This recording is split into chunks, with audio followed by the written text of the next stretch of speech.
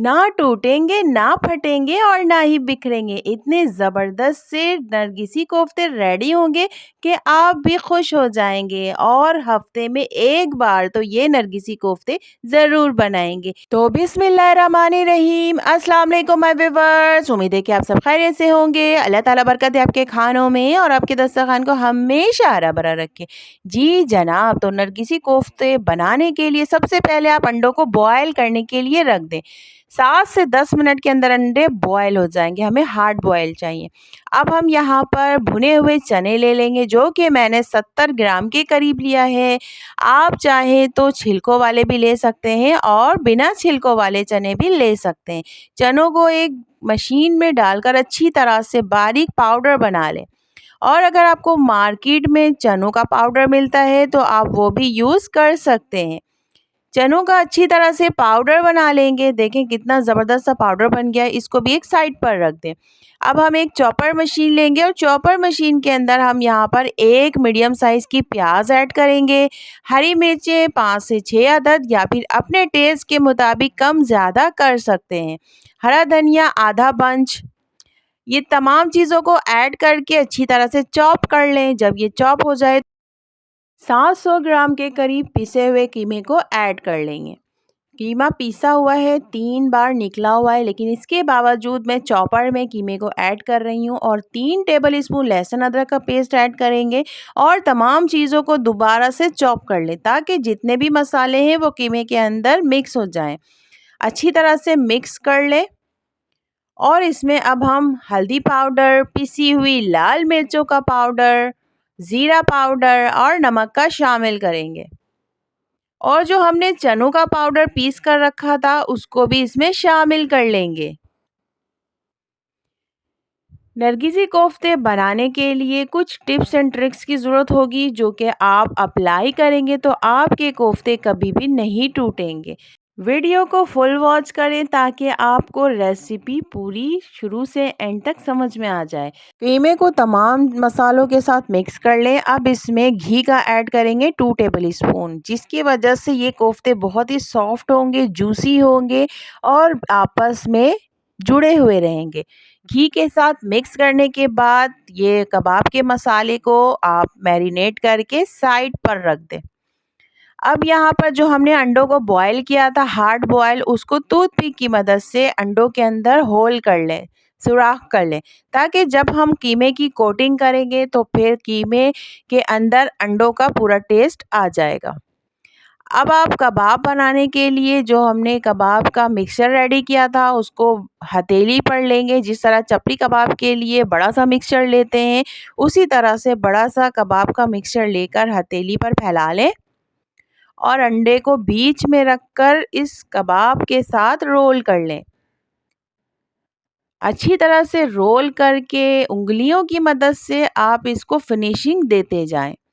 आहिस्ता-आहिस्ता आप इन कबाबों को अंडों के साथ ज़बरदस्त सा रोल करते जाएं और अगर आपको एक्स्ट्रा कीमे लग रहे हैं तो आप उसको रिमूव कर दें।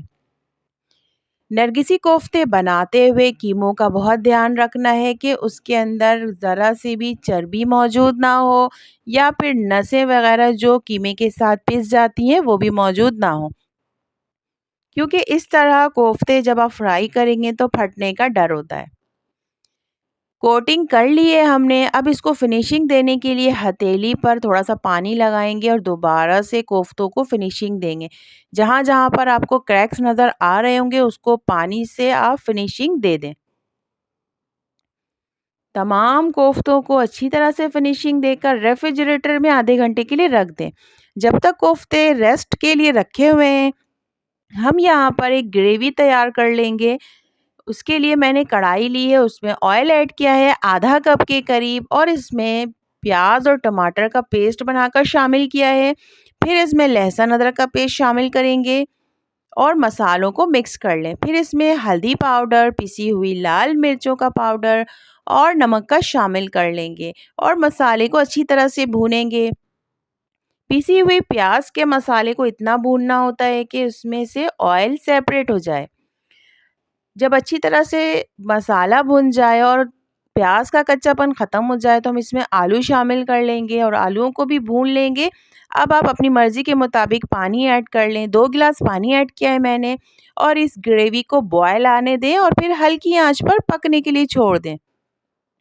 जब तक कि सालन रेडी हो रहा है, हम यहाँ पर कोफ्तों को फ्राई कर लेते हैं। ऑयल को मैंने गरम किया है और मीडियम आंच पर इस कोफ्तों को फ्राई करेंगे।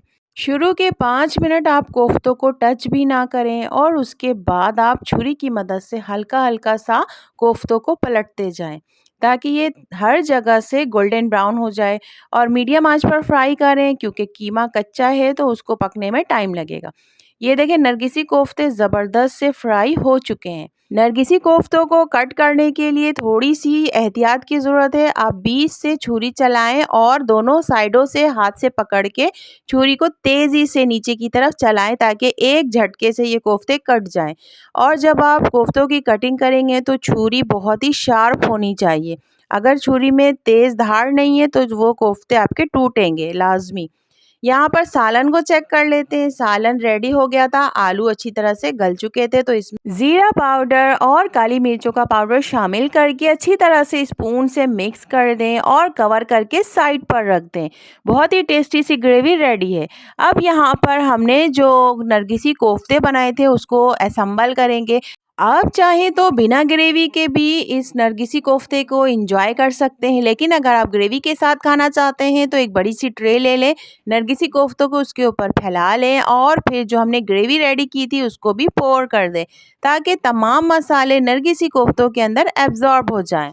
ये देखें कितनी ज़बरदस्त सी शक्ल के साथ नरगिसी कोफ्तों का सालन रेडी हो चुका है, बहुत ही ज़बरदस्त टेस्ट के साथ।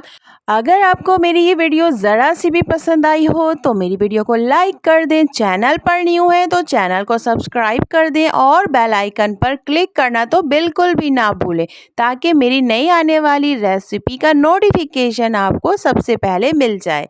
आज तक के लिए इतना ही, मिलेंगे किसी नए दिन किसी नई वीडियो के साथ। जब तक के लिए अपना बहुत ज़्यादा ख्याल रखिएगा। अल्लाह हाफ़िज़।